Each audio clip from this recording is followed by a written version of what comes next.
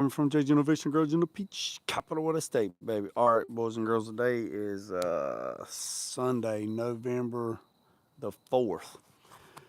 So I just want to give you a little help that might help you doing parasitic draw. All right, parasitic draw is when something is killing your battery on your vehicle and you're trying to figure out what it is. Now, this will work on old vehicles and new vehicles. It doesn't matter if it has a charging system, has a fuse box. You can figure out what it is, find out what's drawing, and go from there. And then pull the fuses out of, pull one fuse out. If you have a high acidic draw, parasitic draw, you can pull that fuse out and find out what's wrong with it. The problem with my Trailblazer is I have a Trailblazer SS, and these are 6.0s, all LS, or 6.0, same engine as in the Corvette, all that good stuff. It's two-wheel drive. I didn't want a four-wheel drive or all-wheel drive because the all-wheel drive and a four-wheel drive, the front axle hub goes through the oil pan. Now, this one has a hole through the oil pan where the shaft would go, but it's a two-wheel drive. These things right here will tow to mail. All right, so let's get back to it. So first, you got to make sure you got a good battery, and you got to make sure your battery's fully charged. So once your battery's fully charged, then unhook your battery, and you have to wait at least 45 minutes. And the reason why you got to wait 45 minutes is because there's systems that run on these vehicles, computers, modules. You have to let them dissipate, and capacitors, let all of the juice go. So if you wait about an hour, you're good to go. Also, make sure your doors are shut. Make sure everything's turned off in the vehicle. Make sure you don't have a USB charger plugged in. You can't do this with the door open, because if you do it with the door open, there's a module inside the door.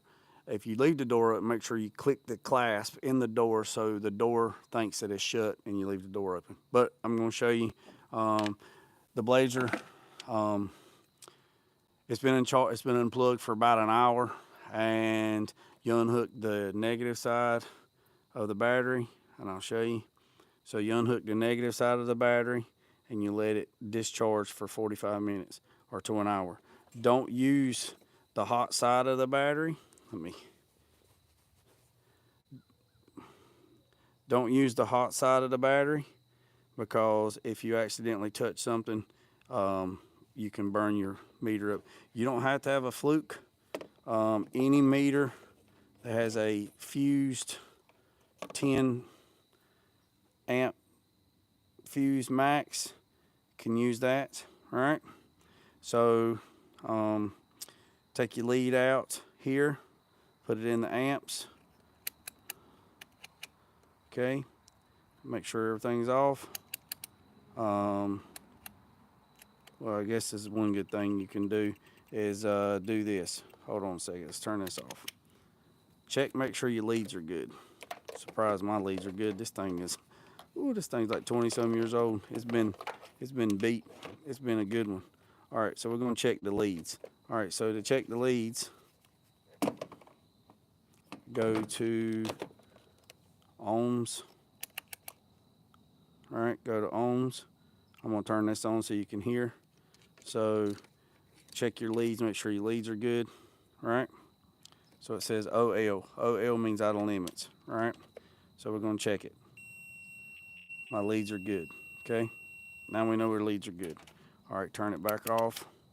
Now take this one out of voltage and put it in amps. All right, you see I got the cover. Trailblazer cover is right here. Then you go to milliamps and amps, and then you take, and I'm gonna put this down. Hold on one second. Let me see if I can set this down. Y'all just gonna bear with me. I have to set this down for just, I have to set this down just for a second. So hold tight, hold tight. I don't have no alligator clips, so I'm gonna put the negative on the negative, and then stick the positive. All right, y'all just give me a second.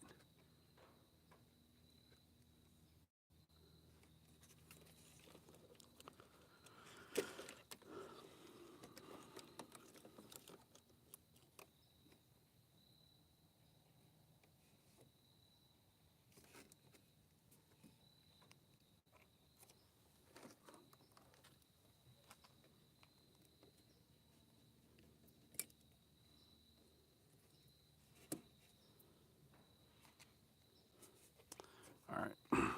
All right, I got the leads in. I'm going to show you.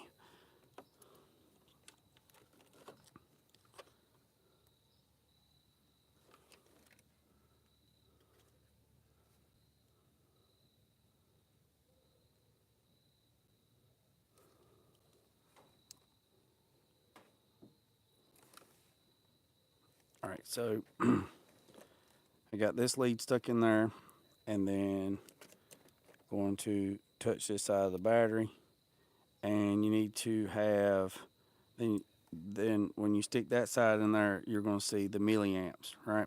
There's nothing touching right now, so new vehicles, it says you need 50 milliamps or less, right?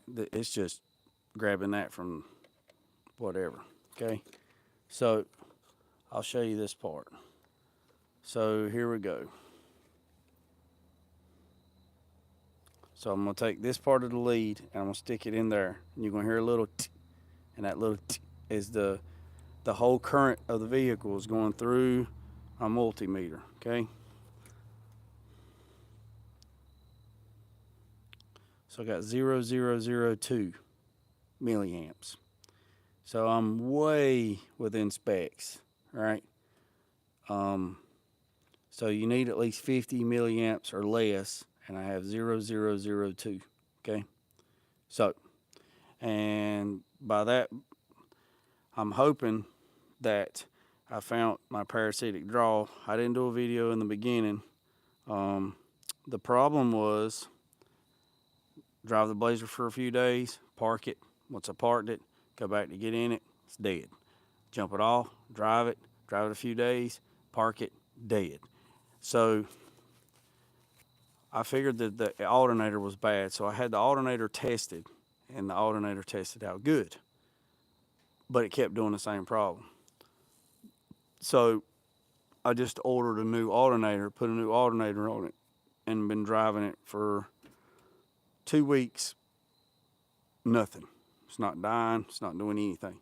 So I didn't test the parasitic draw before, but I'm thinking if I'd have tested parasitic draw before, I would have seen that maybe it was the alternator that was shorted out. The diodes inside, you can also test the diodes on this voltmeter too. You can take it over here to DC and hook it up a similar way, crank the vehicle, and you can be able to check and see how the diodes work. I didn't do that. I just took this off, took the old one off, took it to the alternator shop, had them test it. They said it was good. I put it back on there, same problem. So I just bought a new replacement, and this one was $300 for this replacement, and it seems like it's doing fine. So more than likely, if nothing else occurs between now and any time else, it's probably this. But another problem that these Trailblazers have is the gauge cluster. The gauge cluster circuit shorts out, but I've had these gauges rebuilt. So the stock gauges had all the servos rebuilt. So that was last year. And two, the onboard OnStar system goes bad, which the module was underneath the passenger back seat. And then pin 22 and pin 23 goes bad. And sometimes the starter solenoid shorts out, and that causes a parasitic draw. So I'm pretty confident that it was the alternator, because this was the original alternator, and I bought this thing in 2008. So you go 2008 to 2028, that's 20 years. So 2024, that's how long I've had this thing, since 2008, and that was the original alternator. So I say I got my money's worth. So, nevertheless, maybe this will help somebody out. Like I say, you can do parasitic draw on older vehicles too. You just do the same process, and if you let's just say, hold on a second. Let me turn something on. Hold on one second. Let me turn something on, and then I'll show you. Hold on one second.